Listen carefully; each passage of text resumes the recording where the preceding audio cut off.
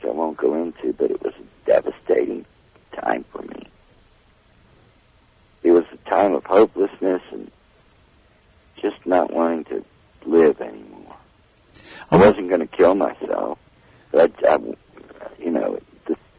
if I would have got killed, it would have been a favor. I'm having a string of consciousness here. We've had a kind of a conversation going on in the live chat, along with what you're saying, along with the fast blast. And interestingly enough, the show we mentioned earlier, that I said there that this person that went through time, the series was called Highlander, but interestingly, the way that person got his power was he cut the head off of somebody else so that there could only be one. And then I remember in the live chat, somebody was mentioning, Paul said something about the souls of them shall be beheaded. And then going on to the kids, Jesus said specifically that he who offends one of these little ones, it'd be better that a milestone be tied around his neck. So there seems to be some sort of continuity in all this. Yeah, and it's because they really do exist. I mean, what does it say in Revelation about the war in heaven?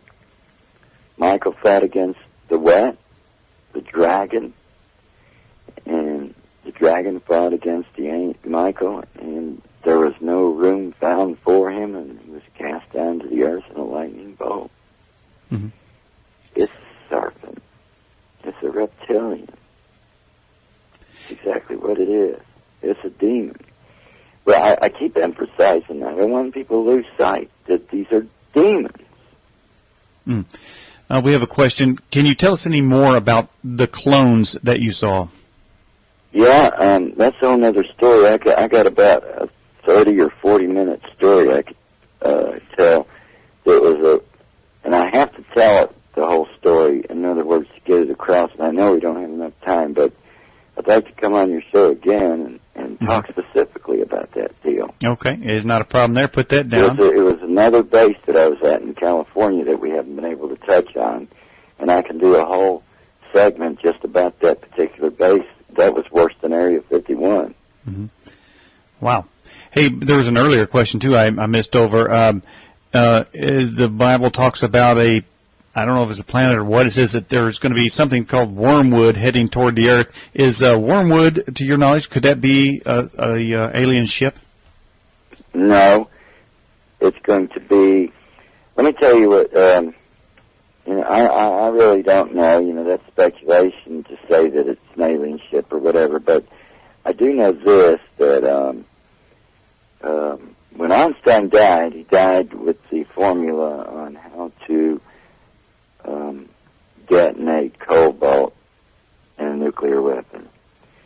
It takes 33 pounds of cobalt to destroy 1/3 of the Earth, one single bomb. And it says 1/3 of the Earth gets burned up. And I believe that that's what wormwood is. I believe it's a nuclear weapon. It says it's a star. And, when you look at Revelation and John, the way they described things, they didn't know, they couldn't use the word jet aircraft or anything. They described it in the best way that they knew how to describe it. And so they use different terms, you know what I'm saying? Locusts with thunder in their wings. Well, of course, we know that's fighter jets. And these things that were on the ground, these chariots on the ground that rattled, and out of their mouths came fire and brimstone. Those are tanks. So you got to put in perspective.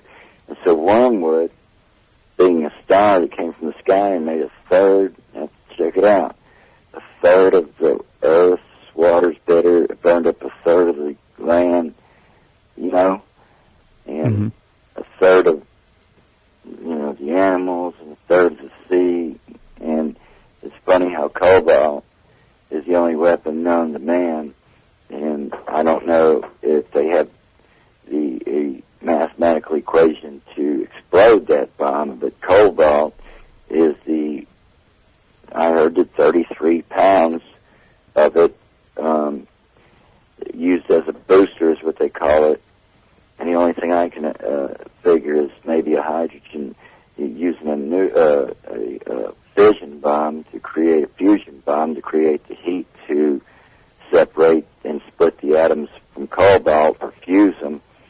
But 33 pounds of it was thought to explode 1/3. It would take 3 of them to destroy the whole entire Earth. So there's a correlation here too. Think about it: 33, 1/3, 33 degree Mason, 33rd parallel, 33 pounds, 1/3 of the Earth. So that very well could be it. Yeah, see that. But the wormwood in the Hebrew, from what I understand, is spelled Chernobyl, and everybody thought because it's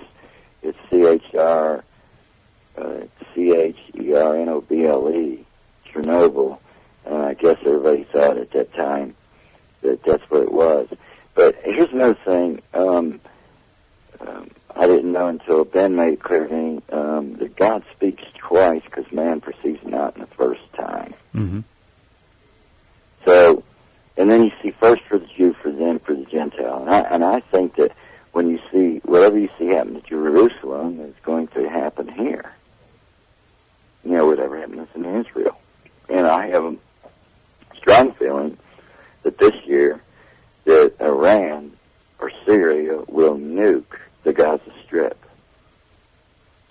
And I've seen documents, and I've seen conversations, and I've even had third-party conversations where nobody knew it, but I was privately listening in the conversation between these leaders, and Putin being one of them, talking about that the United States wanted the one world order, and they wanted the unipolar world order.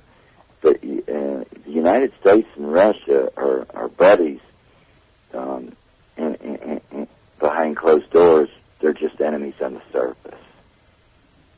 And I believe that Russia and China is the one who's going to usher in this nuclear exchange.